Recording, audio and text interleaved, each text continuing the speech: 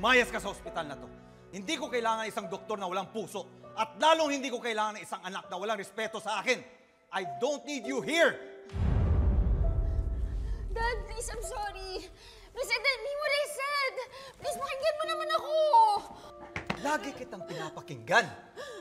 Lagi kitang pinagtatanggol. Pero lalo yata humaba yung sungay mo. Napakabastos mo. Para kang walang pinag-aralan. Dad, please, I'm sorry. I'm sorry, magbabago na ako. Sige na, huwag ka lang magalit sa akin. Magbabago na ako. Sige na. I'm sorry. Hindi ko alam kung magbabago ka pa, Zoe. I gave you everything. I've always protected you. The least you could do was be good, pero hindi mo magawa. Kung pwede lang tanggalin kita bilang anak. Kung pwede lang, if I could just strip you off as a tanyag, ginawa ko na. You're a disgrace to the family name. Sana hindi na lang ikaw ang naging anak ko. Sana si Annalyn na lang ang naging legal na tanyag at hindi ikaw.